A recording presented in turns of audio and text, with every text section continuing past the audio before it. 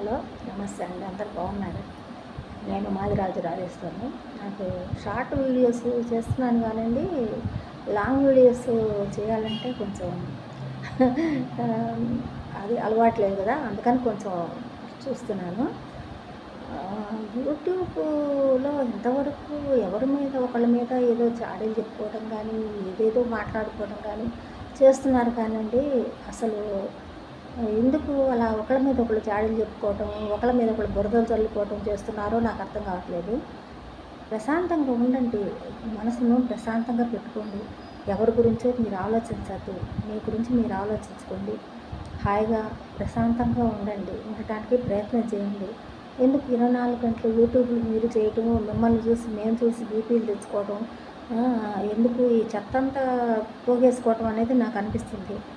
ప్రశాంతంగా ఉండండి. ఇంట్లో పనులు చేసుకోండి హాయిగా.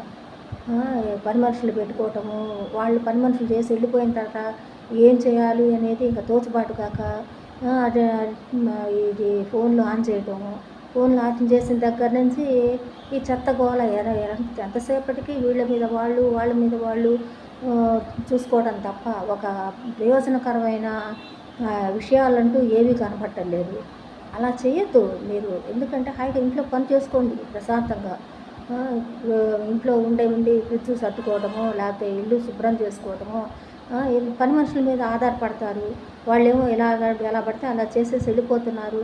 మళ్ళీ మీరు శుభ్రం చేసుకోవటం అలాంటిదేమి ఉండదు. ఇక కూర్చోవటము 24 గంటలు ఈ పోసుకోలు కబుర్లు చెప్పుకోవటమును, కాదుకూడదంటేనేమో వీళ్ళ గురించి వాళ్ళ గురించి బంధువులకు ఫోన్లు చేయటం, వీళ్ళ గురించి వాళ్ళ గురించి ఆలోచించటము. అలా ఎందుకండి? అలా చేయొద్దు. మీరు ప్రశాంతంగా ఉండండి. మనసును ప్రశాంతంగా పెట్టుకోండి. అప్పుడే మనం ఏం చేస్తున్నాము, మన ఆలోచన విధానం ఏంటి, మన ఇంట్లో ఏం అవసరము, ఏం కావాలి, ఏం తెచ్చుకోవాలి, ఇలాంటివన్నీ చూసుకోండి. ఇంట్లో సర్దువు చేసుకోండి, చక్కగా పనులన్నీ చేసుకోండి. అంతేగాని 24 గంటలు వీళ్ళ గురించో వాళ్ళ గురించో మాట్లాడటం, లేకపోతే ఫోన్లు చేసి వాళ్ళ గురించి వీళ్ళ గురించి కనుక్కోవటం. ఎవరండి ఈ రోజుల్లో మీకు అవసరానికి ఎవరైనా వస్తారా చెప్పండి? ఊరికే పోసుకోలు కబుర్లు చెప్పుకోవడానికి మాత్రం చుట్టుపక్కల వాళ్ళందరూ తయారవుతారు కానీ, మీకు ఏదైనా డబ్బు అవసరం అని చెప్పండి, ఒక్కళ్ళు కనబడరు మళ్ళీ మనకి. ఏదో విషయం మీద టాపిక్ మీద గంటలు గంటలు మాట్లాడుకోవటం, ఇవన్నీ అనవసరమైన విషయాలే తప్ప అవసరానికి ఒక్కటి పనికిరాదు మీకు. అర్థమైందా? కాబట్టి ఇంట్లో విషయాలు మీ ఇంట్లోనే జాగ్రత్తగా లోపల పెట్టుకోండి, మనసులో పెట్టుకోండి. ఎవరు పడితే వాళ్ళకి అన్ని విషయాలు చెప్పేసేయటము, వాళ్ళేమో మీ మీద ప్రచారం చేయటము, అవన్నీ అవసరం అంటారా మీకు? ఇవన్నీ చెప్పండి. చెప్పొద్దమ్మా, అలా చెప్పొద్దు. ఎప్పుడు కూడా మీ మనసులోని పెట్టుకోండి. సాధ్యమైనంత వరకు ఇంట్లో భర్తకు చెప్పండి. కాదుకూడదంటే మీ భర్త మీకు సహకరించేటట్లయితే, అది కూడా మీ భర్త మీకు సహకరించేటట్లయితే మీ భర్తకు చెప్పుకోండి. కాదుకూడదు. ఎదిగిన పిల్లలు ఉన్నారు, ఎదిగిన పిల్లలుంటే ఎదిగిన పిల్లలు చెప్పుకోండి. ఇదమ్మా పరిస్థితి, మనం కొన్ని ప్రాబ్లమ్స్ వచ్చినాయి, పిల్లలకు చెప్పండి అమ్మ. పిల్లలకు చెప్పకుండా ఏ విషయం దాచిపెట్టద్దు. పిల్లలకు చెప్పండి ఏ విషయమైనా, అమ్మ ఇది మన పరిస్థితి, మనకి ఈ ప్రాబ్లం ఉంది, కాదు మనం ఈ ఫ్యూచర్లో మనం ఇలా చేసుకుందాం అనుకుంటున్నాం, ఎలా చేసుకుంటే బాగుంటుంది, ఏం చేస్తే బాగుంటుంది అని చెప్పండి. పిల్లలు చక్కగా సలహా చెప్తారు. వాళ్ళని అడగకుండా వాళ్ళని ఇగ్నోర్ చేసి వాళ్ళు చిన్నపిల్లలే, వాళ్ళకి ఏం తెలుసు అనేది మాత్రం అలా చేయొద్దు. పిల్లల్ని చూసుకోండి చక్కగా. ఎప్పుడు వస్తున్నారు, ఏం చేస్తున్నారు, ఏం తింటున్నారు, వాళ్ళ యొక్క ఆలోచన విధానం ఏంటి, పిల్లల్ని దగ్గర పెట్టుకొని వాళ్ళ గురించి ఆలోచించండి అమ్మ. ఆడపిల్లలైతే చక్కగా ఇంట్లో నేర్పించండి. అని పనులు నేర్పించకపోయినా నేర్పించండి. పనులు మీరు కూడా చేస్తూ వాళ్ళకి అప్పచెప్పడం కాకుండా మీరు చేస్తూ వాళ్ళకి హెల్ప్ తీసుకోండి. అమ్మ ఇది ఒక్కటే నా బాధ్యత కాదు కదా, ఫ్యామిలీ అంటే అందరం కలిసి చేయాలి.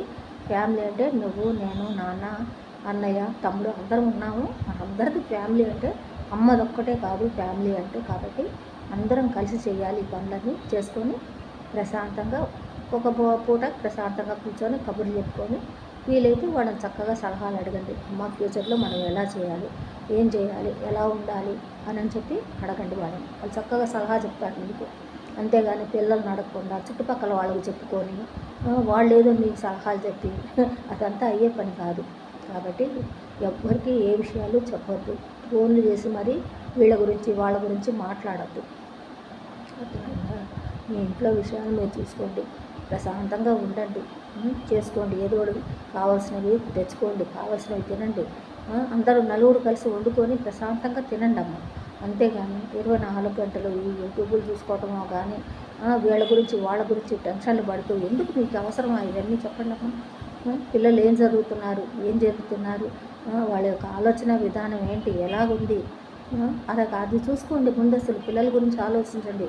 భర్తకు కావాల్సినవన్నీ ఏమండి ఏంటి ఏం కావాలని అడగండి, చేసి పెట్టండి. అంతేగాని వీళ్ళ గురించి వాళ్ళ గురించి 24 గంటలు పోసుకోవాలి కబుర్లు అలాంటివి ఏమీ చెప్పుకోవద్దమ్మా. విషయాలు ఎందుకంటే దానివల్ల మీకేమైనా పైసా లాభం ఏమైనా ఉంటే ఉండదు, కాదుకూడదంటారా. మీకు ఇంకా టైం ఉందనుకుంటే కనుక ఏదో చిన్నపిల్లలే అనుకుంటే కనుక చక్కగా ఏదో మీకు చేతనైనంతలో ఏదో ఒకటి చిన్న చిన్న ఏవో చేతి వృత్తుల్లాగా ఏవో చేసుకుంటారు కదా, డిజైన్స్ వేసుకోవటము, లేకపోతే ఏదో బుట్టలు అల్లుకోవటము ఏవో చేస్తుంటారు కదా. ఒకప్పుడు అందరు చేసేవాళ్ళమ్మ, బుట్టలు అల్లటం అని ఏదో చేస్తుండేవాళ్ళు, పెయింట్స్ వేసుకోవటము, ఏదో క్రాఫ్ట్ చేసుకోవటము, లేకపోతే పచ్చళ్ళు పెట్టుకోవటము, అలాంటివన్నీ చేసుకోండి చక్కగా. ఇంకా లేదు పాడకూడదు అంటారా, పక్కన వాళ్ళకి ఎవరన్నా ఏదో మీకు చేతనైనంతలో లడ్లు అవి చేయటం చేతననుకోండి, స్వీట్స్ చేయటం చేతననుకోండి, ఒక 25 లడ్లు వరకు చేయగలను అనుకునే కాన్ఫిడెన్స్ ఉందనుకోండి, పక్క వాళ్ళకి చెప్పండి, నేను ఇలా మీకు చేసి పెడతానండి అని చెప్పండి.